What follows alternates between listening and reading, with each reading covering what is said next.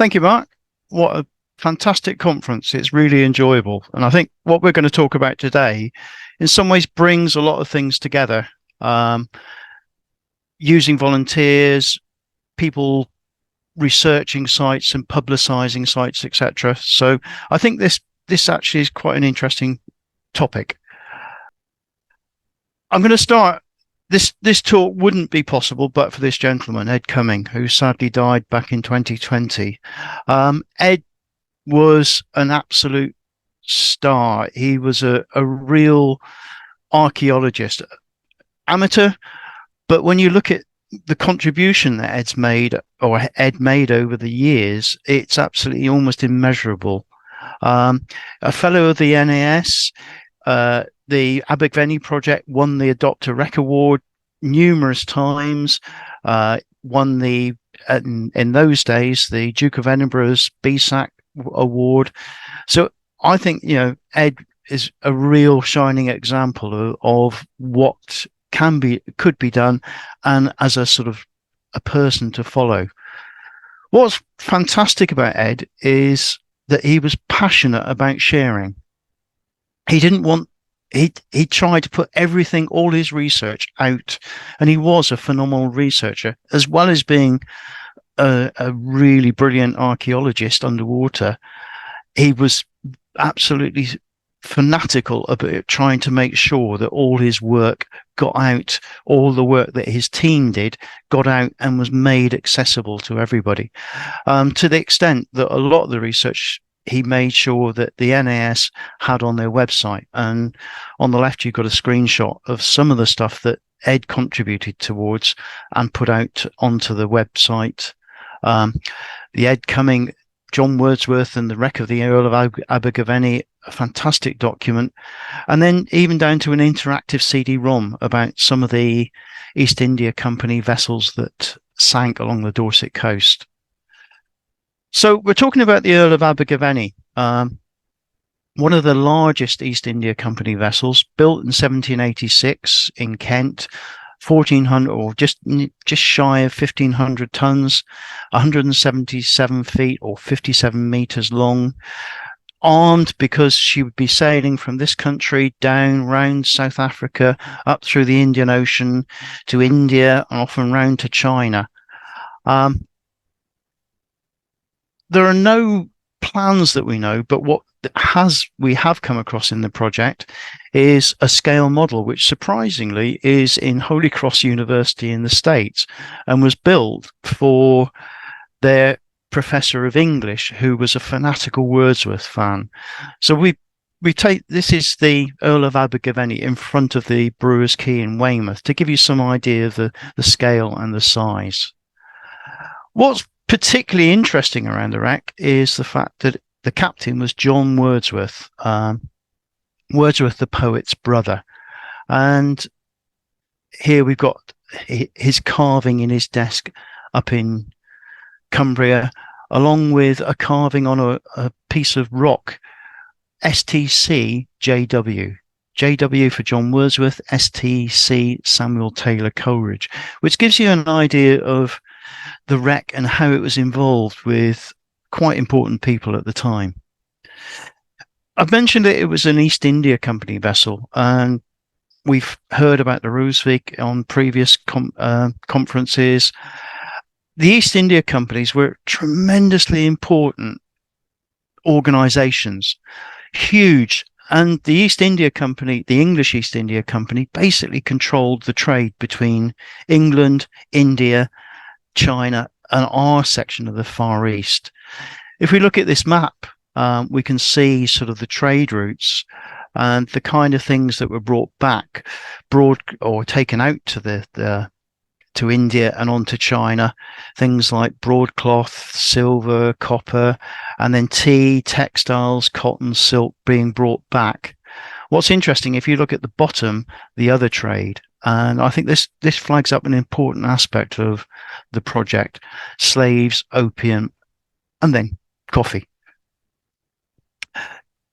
The East India Company was, as I said, probably the easiest way to think of it, or the way that I try and think of it, is that it imagine a company like Amazon. absolutely worldwide, globally dominating things, but with an army.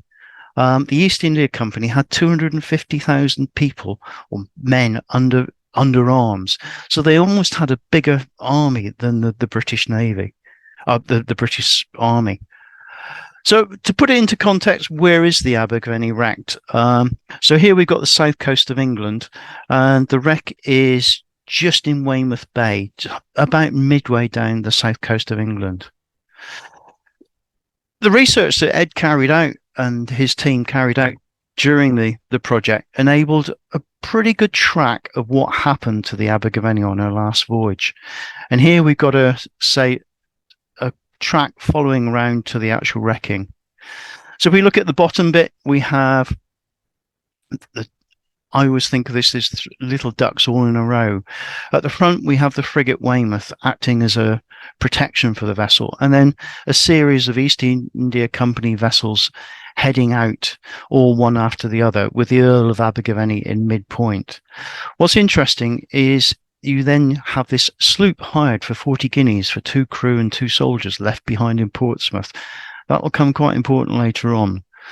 But when you read this map, it's quite fascinating how it does seem like a lot of the East India Company, you'd imagine it would be really organized, but it was just often chaos, organized chaos, and things happening, soldiers getting left behind. You see the Warren Hastings, another vessel, ran into the Abergavenny while it was waiting on the Downs in Deal. A lot of the East India Company vessels left, if you think in January and February. Why do you leave then in the middle of the British stormy season? And that was so that they'd met up with the favourable trade winds later on in their voyages.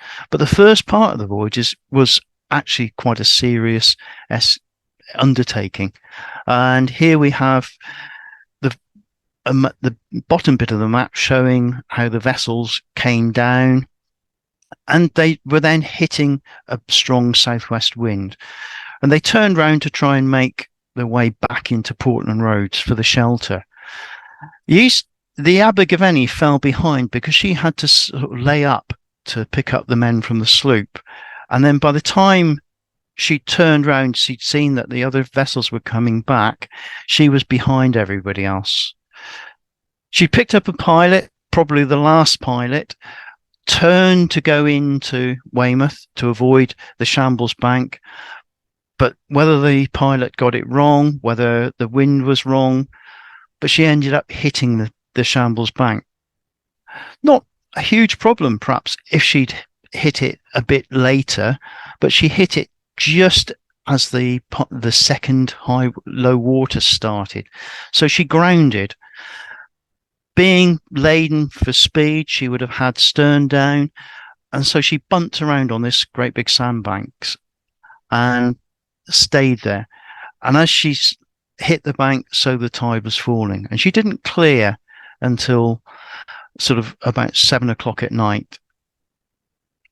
She then headed into Weymouth, but by that time she was fatally damaged, and eventually she sank not far from the entrance to Portland or to Weymouth Harbour.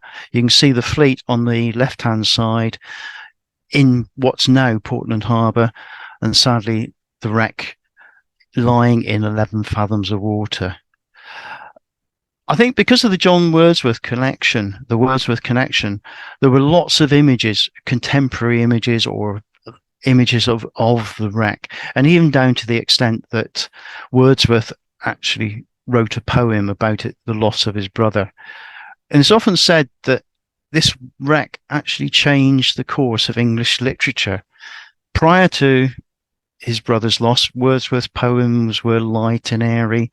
Post that, they became quite dark and melancholic.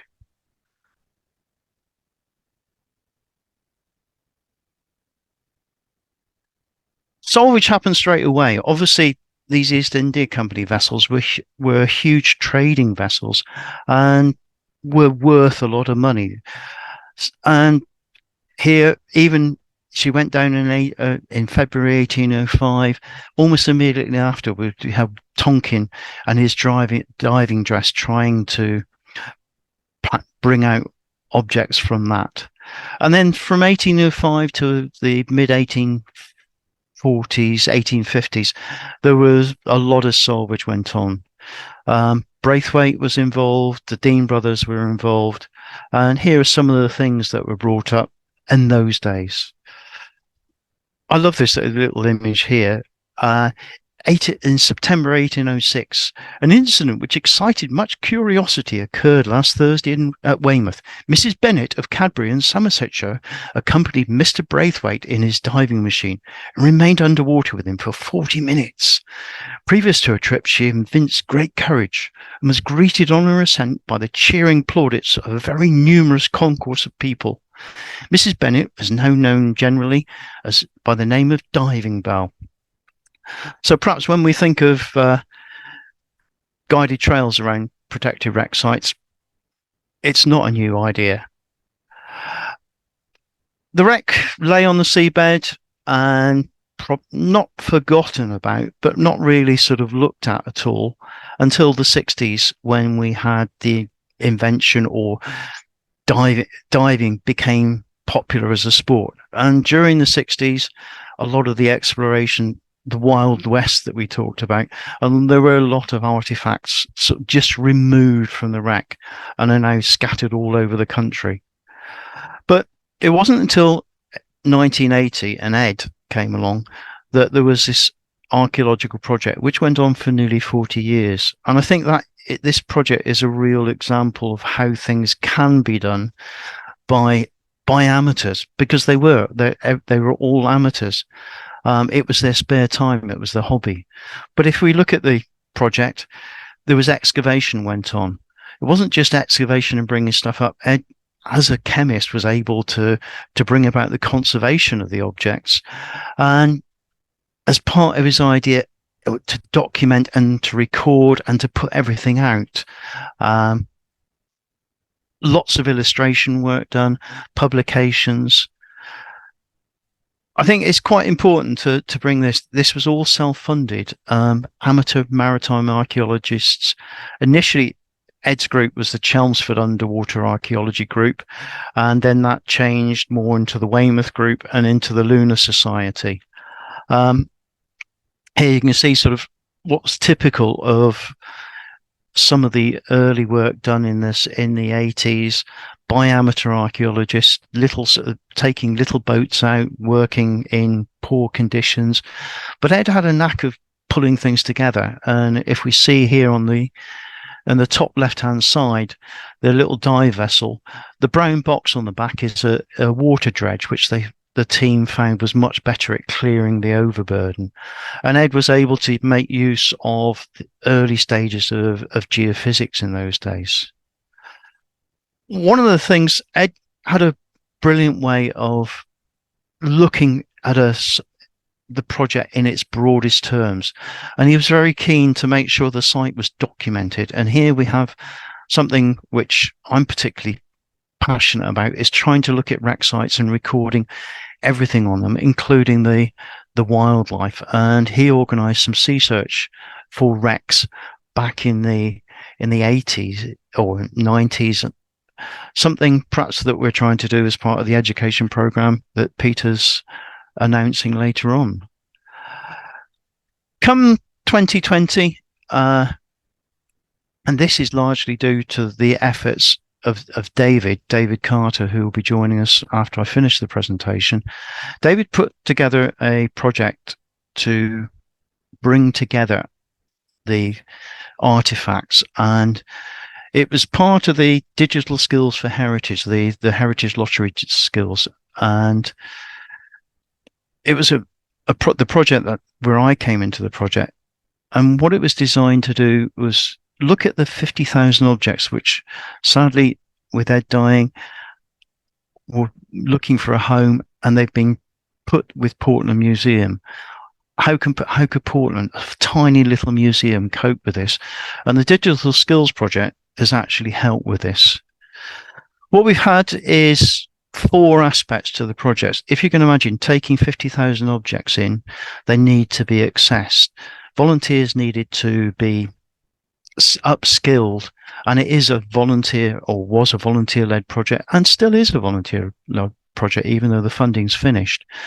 So one of the aspects was upskilling volunteers to use modes as a content management system or a museum management system. So some of them, the volunteers focused on that, looking at the objects, documenting them, and bringing them into the system formally through the database. 50,000 objects, they could just sit up in an attic or in a cupboard somewhere, or in a garage somewhere. But David was particularly keen that these objects were brought out into the public domain as much as possible. And so using the skill of photogrammetry, and what's interesting, using just an iPad and the Polycam program, a group of volunteers took on the challenge of digitizing and creating 3D models of as many of the objects as we could. They also looked at taking those, taking the objects which have been, some of them have been brought up for 30 years, doing condition assessments. So again, creating upskilling volunteers, giving those volunteers the ability to take on some of the roles to ensure that the collection was managed carefully and kept for the future. It wasn't just sort of creating the images, following on from Ed's passion about making everything accessible, the objects were put onto Sketchfab, a vehicle which many people are quite familiar with. And here's just a quick screen dump of some of the objects that the volunteers took on. Here we've got one of the lead seals. The Abergavenny had the most comprehensive collection of East India Company cloth seals. And this was just done by amateurs using iPads, developing the skills as we went along. So I thought we'd just spin it around and just see the quality of the work that people have done.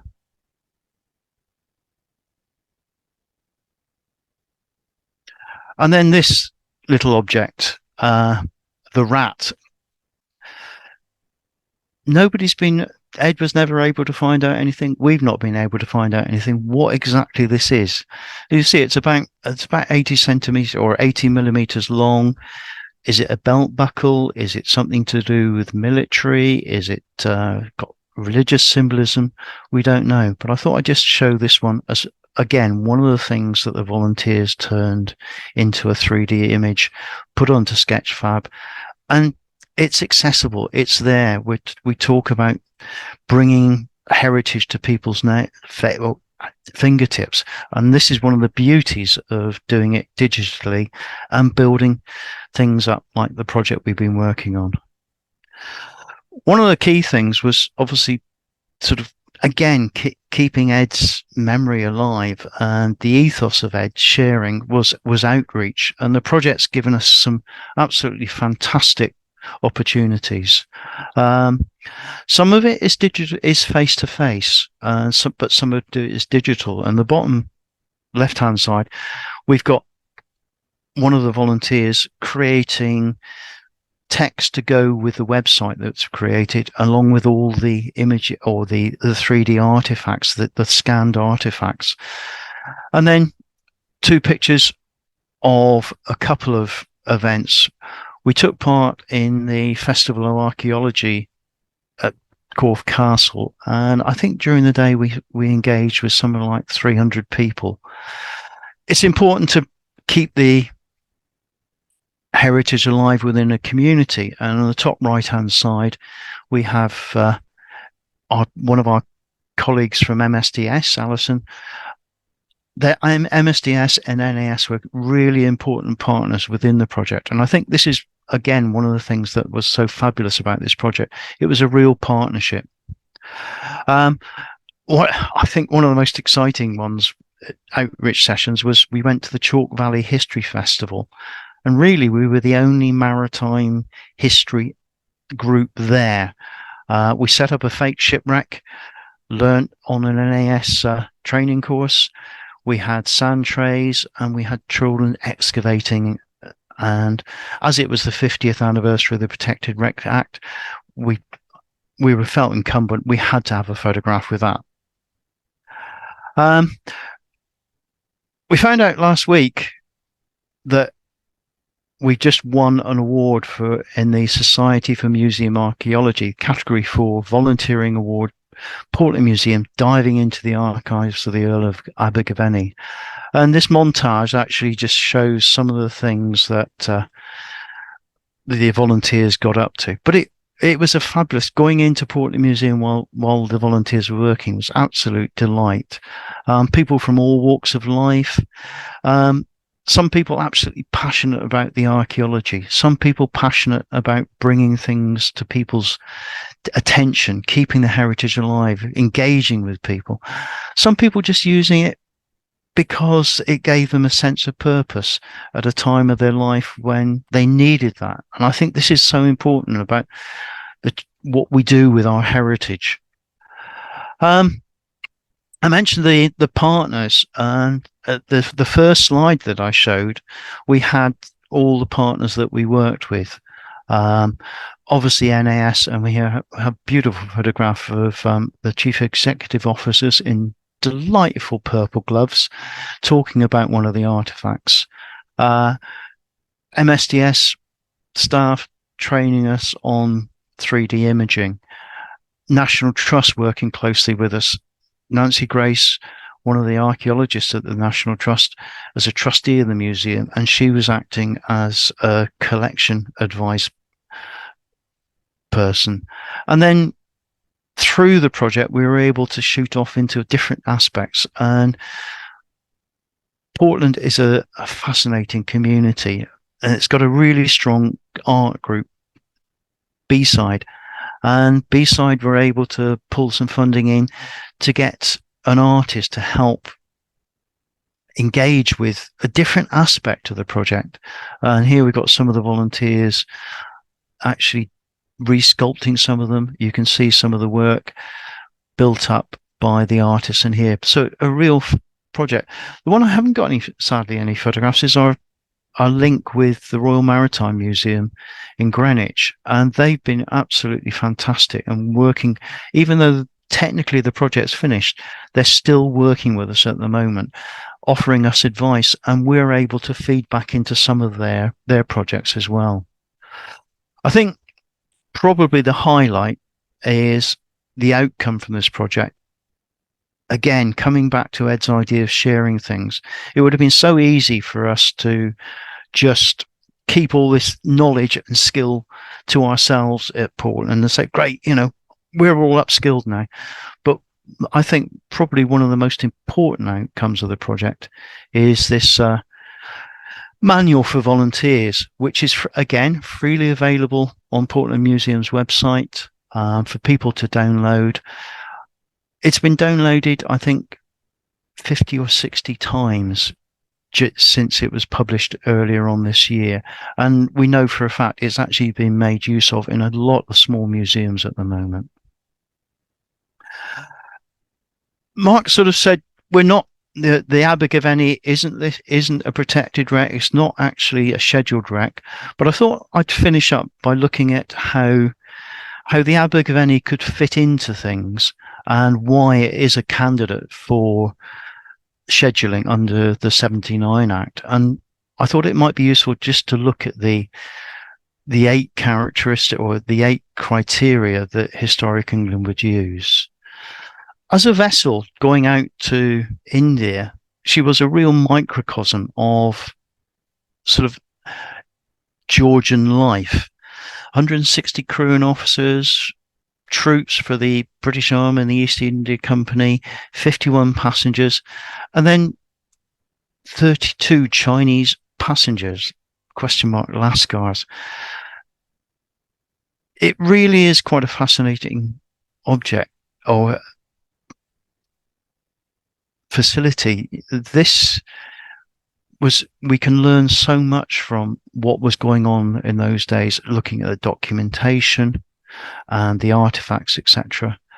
500,000 artifacts. all different kinds of things. But these artifacts are enabling us to really understand what was going on in the East India Company trade. An absolutely fantastic heritage resource to build up this understanding of what life was like. Of the vessels, the East India Company vessels sort of wrecked along the south coast, probably the Abergavenny is the most complete. Certainly the Holswell, which is just off a bit slightly to the east of us, smashed to pieces on the rock. The Nancy Packet, a small vessel down off the Isles of Scilly, and the Admiral Gardner on the Goodwin Sands. The third vessel close to the Abergavenny, the Alexander, very little's known about the site, where it is, etc. So the Abergavenny is a real sort of type vessel. Rarity, some of the objects, as I said, we've got probably the most complete catalogue and record of lead seals from the cloth. This little thing up on the right-hand side is a propelling pencil. Prior to the Abergavenny excavation led by Ed and his team, there were only 3 of these known in the world. We've added 20 to that collection. And then what for many of us is our favourite artefact, JW, a pair of cufflinks. John Wordsworth. There were 3 JWs on the vessel, 2 sailors and the captain. Somehow I don't think the sailors would have had cufflinks. So these are probably John Wordsworth's cufflinks. Documentation. I think the link between Wordsworth meant that the wreck was documented. There were pamphlets written about it. The East India Company has a huge documentation, and the work that Ed and his team did on building up what we call the trilogy is really sort of able to bring the sort of that time to life and give us a lot of detail. The wreck still exists. It's covered with silt and sand, but it's still a large amount of the wreckage. And here we've got the plan of the wreck drawn by David, with a rough outline underneath it. Fragility, vulnerability, you can see the position of it here just at the entrance to Weymouth Harbour and just outside Portland Harbour. The little image shows a side scan taken. Running vertically is an anchor gouge, not by the liners during the COVID time, but from an American warship which was anchored at the time. But you can see where the Abergavenny is, and it was surrounded during lockdown by all the vessels that were moored up in the bay, so still at risk, so close there, at risk possibly for unauthorized diving or unauthorized salvage. Potential, as I said, the wreck is still there, so with modern techniques of geophysics, more could be learned about the construction of the wreck. Ian talked about iron knees, and this was one of the things that the project got involved with. They recovered some of the iron knees, and these are one of the earliest records of iron knees within vessels. And was that the reason the Abergavenny sank? More work could be done on that. The bolt at the top, we've had 3D printed. And I think, again, with the number of artifacts and with the skills of photogrammetry and now the skill of digital printing, there's a tremendous scope for almost creating an education collection, handling collection from the objects that have been scanned that can be taken out and enthuse young people. The day I spent at the Chalk Valley History Festival, it was fabulous watching kids almost not playing, actually wanting to excavate the objects in carefully. And I think this is so important. At the bottom, so I've alluded to this earlier, I think the potential there also for getting the story out this is all about stories. It's about engaging with people. And I think the East India Company, there is a dark aspect. They were involved in slavery. They were involved in the opium trade. And I think something like the Abergavenny gives us a vehicle for exploring those ideas. We're talking about objects. We're talking about things. We're talking about an event, but that often will provide a vehicle for discussing other aspects which perhaps are not to the fore. I'm going to finish. I said it's all about stories. It's about, and Ed was passionate about getting the story out. And it's possibly a little twee phrase, but I do like this one. With any shipwreck, the real treasures are the stories that they tell. Thank you. That's me done. Thank you, Nick. Brilliant. As always, it's always great to hear from you, and perfect timing too. So if you want to start your video, and if David, you want to do the same, and you can join us for some questions, some Q&A or some comments from people. Hello, David. Hello, Mark.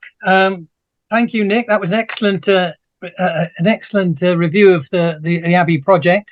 I will correct you on one item, that the design manual has actually been downloaded 520 times, which is it is still actively being downloaded. So I do we welcome as many people as possible to go into the Portland Museum website and get their free copy. I'm going to correct you, David. Apparently 522. Thank you very much. According to Alison, anyway. So two more since you last looked. Right. And somebody's printing it off as we speak. Sam is printing it off as we speak. Yes. So I'd like to make a couple of observations. One of the interesting aspects was actually why it sank, and like almost every accident that ever happens, there are more than one reason, and we've identified 13 reasons.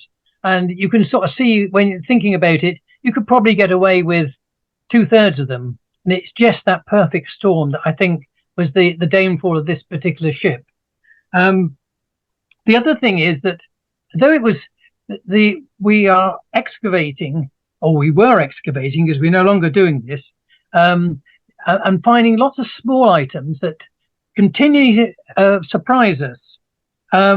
It is the small thing like the mechanical pencil that we'd never imagined that was going to be. We'd actually had it for like a decade before we realized we were doing more investigation and discovered its great rarity.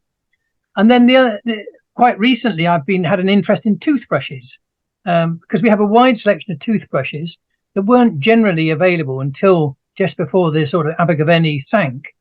And one of my other favorites is the dominoes that we found on board, which, strange enough, didn't go up to 6. In fact, it's a 2 and a 7 that we've got. It's before the rules of dominoes had actually been developed. And there's these little things, and you tell these to the general public, and it's things that they can grasp easily. And the last thing I'd say is that we've given talks to a whole range of people, from sort of mature ladies groups. Last couple, one was to the Cruising Association, who cruise off Portland, who had a different, who really were involved in sailing round the Shambles in different sea conditions.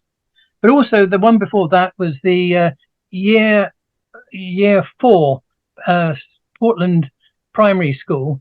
So a group of 68 8-year-olds in a couple of sessions, and we had a big map which you saw extracts, and we had little models, and the children who are used to having video games and things of very sophisticated nature were pushing these little boats around as we were telling the story. And it was just a sheer pleasure to see, and for them to ask questions as well at the age of 8. Anyway, having said that, is there any questions you'd like to ask of us, or anything about the sort of finds? Sure, David. Thank you very much. I'm going to just, before we do questions, Nick described Ed as a star at the beginning. I go so far as to say Ed was a legend, an absolute legend. I remember going into his chemistry lab in his house at one point in Weymouth and going, "Oh, blimey, the fines being conserved in his wife, I think, was probably very understanding." Okay, so I do have a question, and it may be a very obvious answer. I don't know. And David, obviously being involved from the very early days, or maybe even from the very, very beginning with Chelmsford, why was it never designated at all? And it's the one that strikes me. I first got involved in the early 2000s when I did RecMap Portland with Chris Underwood for a couple of years, and we dived the site. In fact, we did that multi-beam sonar image, Nick, that you showed. We did that with Ewan McNeill, who's now a director maritime at Wessex Archaeology. But back then, I was like, why is this site not? Because all of those criteria that you described they were known. They've been known about for decades. David, why do you think it was never protected? Well, Mark, I have no idea at all. One of the secrets, sorry, was that the Dr. Rec, the National Dr. Rec scheme. So Ed and the Lunar Society and Chelmsford beforehand were the adoptees of the Rec. And if any, the water is very busy there. There's lots of boats coming and going. But if there was any activity on the site, people would come and we would get to know, and they would be mentioned to us. And in fact, I think that system worked extremely well. It isn't. There is virtually nothing at all there on the surface whatsoever. There's 60 centimeters of silt over the whole site. So apart from the odd iron nail and some big heavy pieces of material like that. So it's not a site that people go into to go and sort of visit. Many divers, you will say, "Oh, I never bothered to do that." But what is happening now is that there is so much activity with Portland Port. When the Navy was there, things were much different. But now we have 30 or 40 cruise ships a year. The wreck is between the anchorages of Portland Port, and I've been in contact quite recently with the Portland Port harbour master, who's given me trying to get links to have a chart with all their marks on and have the Abergavenny on it as well. Yeah. So that I think is the answer. Well, Terence Newman from Historic England has put in the chat, and presumably he gets this from the archives, because obviously it was quite a while ago. The reason given by the ADU, the Archaeological Diving Unit, was that the work conducted by Ed was so good that it didn't need to be protected, which is an interesting concept if a site's being worked well enough that protection isn't necessary.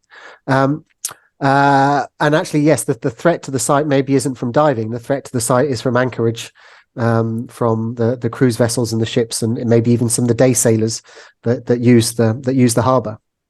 And I think now technology is moving forward, and that there is this wreck site should be revisited with a sort of modern technology. Yeah, we were working, I know, over 30 years, going in 3 meter by 3 meter grids. Spending a week diving on a 3 meter by 3 meter spot, and progress. So it's a very long, drawn out business. But I think modern technology we could do a great deal more. Can I ask, did you all move to Weymouth because of the Abergavenny? I can tell you, I moved to I bought the book, Robert Stenway's book about the Girona, get it right, and it said to have a short list of wrecks if you're going to search. So I had a short list of wrecks. I was based in Oxford, and one of them sank on my birthday, and I thought that seems like a good idea, and that's how I got involved in the Abergavenny. And yes, I did. When I retired, I moved there, and that's why I'm actually in Portland Museum. Ed did exactly the same, and the group came from all over the country. There were something like 80 odd divers have been working on it over the 30-year period.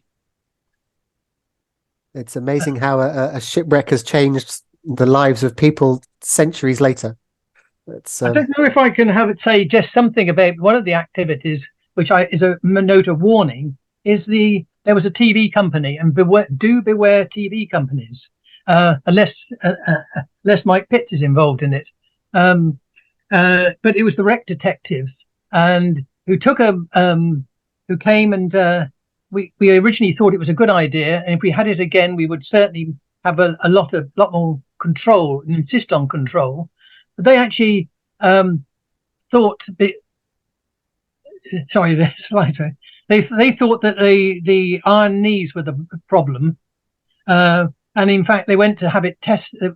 We actually raised an iron knee, which they took to an Oxford Metallurgy laboratory, and unfortunately they couldn't get it into their car, so they cut it in half, and the half that they took had copper bolts in it, and that was the reason that they suggested it sank. Yeah.